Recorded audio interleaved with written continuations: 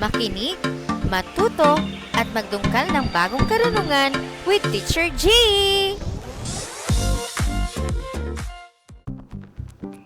Ang panitikan ng Pilipinas sa taong 1986. Bago natin malaman ang kalagayan ng panitikan ng Pilipinas ng taong ito, ay marapat na alamin natin ang kalagayan ng Pilipinas noong taong 1986.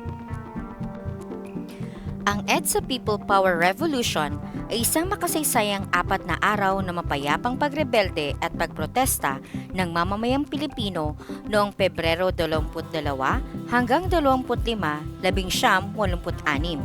Ito ang nagwakas sa higit 20 taong pamumuno ni Ferdinand Marcos Sr.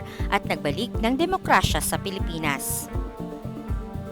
Alamin naman natin ang mga sanhi at salik na nagbunsod sa revolusyon. Una, ang deklarasyon ng Batas Militar taong 1972. Idineklara ni Ferdinand Marcos ang Batas Militar noong Setyembre 1972 na nag-alis ng kalayaan sa pagpapahayag, pagpapasara ng media at nagdulot ng malawakang paglabag sa karapatang pantao, pag-aresto sa mga kritiko at krisis sa ekonomiya. Ikalawa, ang pagpaslang kay Ninoy Aquino taong 1983.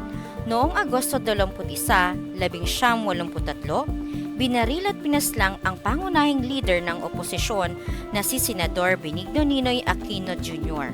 sa Manila International Airport sa kanyang pagbabalik mula sa US. Ito ang naging mitsa ng malawakang galit at pagkakaisa ng mamamayan laban sa rehimeng Marcos. Ikatlong sanhi, ang snap election na ginanap noong Pebrero 7, 1986. Upang patunayan sa mundo na may suporta pa siya ng taong bayan, nagpatawag si Marcos ng biglaang halalan kung saan nakatunggali niya ang balo ni Ninoy na si Corazon o Cory Aquino.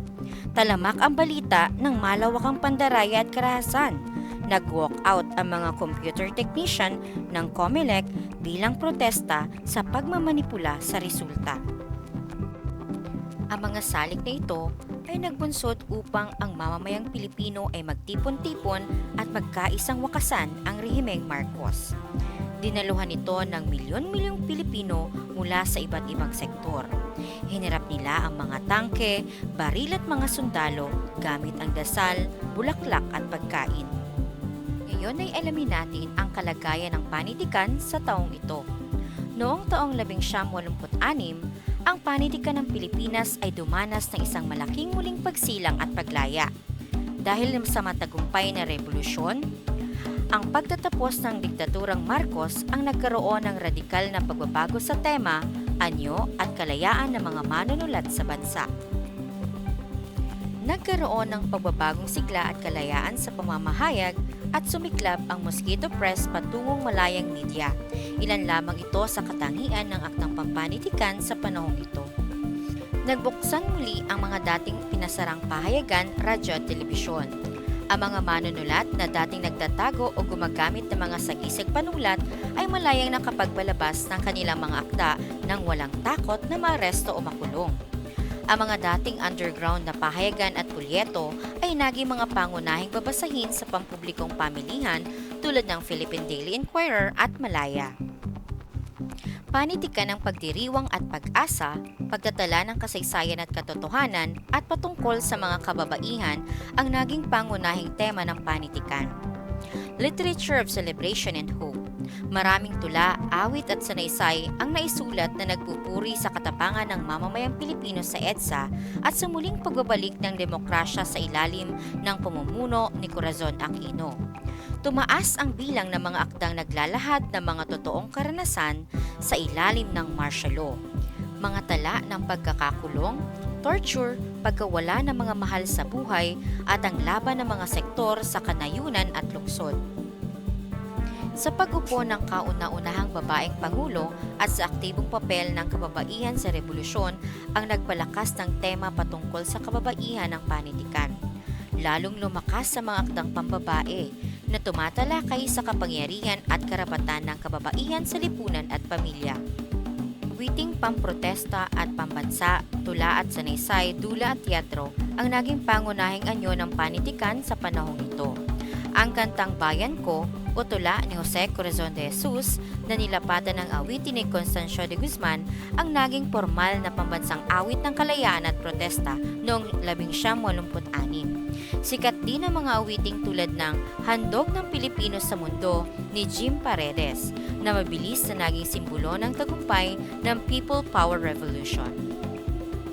Maraming makata tulad ni Rio Alma, Lilia Quindoza Santiago at Jose P. de la Caba ang naglabas ng mga koleksyon ng tula ukol sa transisyon mula sa dilim ng diktadura patungo sa liwanag ng bagong kalayaan. Dumami ang mga sanaysay at journalistic essays na nag-aanalisa sa hinaharap ng bansa at sa mga hamong naiwan ng nakaraang rehimen. Ang PETA o Philippine Educational Theater Association at iba pang grupo ng teatro ay nagtanghal ng mga dulang pampolitika sa lansangan at mga teatro na nagpapakita ng tagumpay ng bayan laban sa tiraniya at ang patuloy na hamon sa lipunan. Ang taong 1986 ang nagmarka ng transisyon mula sa panitika ng pagprotesta patungo sa panitika ng rekonstitusyon. Pinatunayan ng panahong ito na ang panulat at sining ay hindi lamang naging sandata upang ipaglaban ang kalayaan, kundi naging instrumento rin upang idokumento ang tagumpay ng kasaysayan ng lahing Pilipino.